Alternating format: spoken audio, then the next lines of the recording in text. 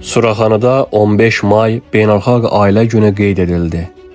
15 may Beynəlxalq Ailə Günü münasibətilə Suraxanı rayon icra hakimiyyətinin, Azərbaycan Respublikası Səhiyyə Nazirliyinin, İctimai Səhiyyə və İslahatlar Mərkəzinin, Suraxanı Gənclər Evinin birgə təşkilatçılığı ilə Sağlam Ailə, Sağlam Gələcək adlı tədbir keçirilib.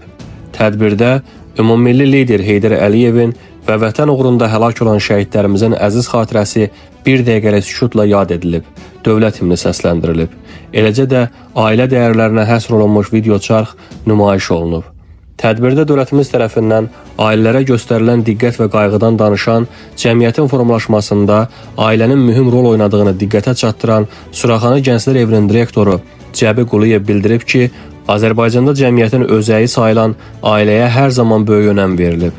Suraxanı rayon icra hakimiyyətinin ictimai siyasi və humanitar məsələlər şöbəsinin müdürü Sevinc Ağayeva çıxışında bu əlamətdar günün mahiyyətindən söz açaraq qeyd edib ki, Beynəlxalq Ailə Gününün keçirilməsində əsas məqsəd məhz ailənin cəmiyyət üçün vacib və əvəzolunmaz olduğunu vurğulamaq, ailə institutunun gücləndirilməsinə, ailə daxili münasibətlərin möhkəmləndirilməsinə və ailə dəyərlərinin qorunub saxlanmasına xidmət etməkdir.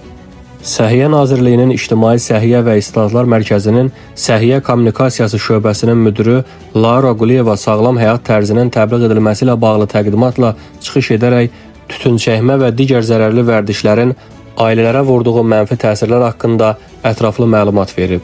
85 nömrəli tam orta məktəbin direktoru Nuranə Yahyayeva da çıxışında valideyn və müəllimlərlə ailə-uşaq məktəb münasibətlərinin düzgün tənzimlənməsi, bu istiqamətdə yaranan problemlər və onlardan çıxış yolları istiqamətində məlumat verib.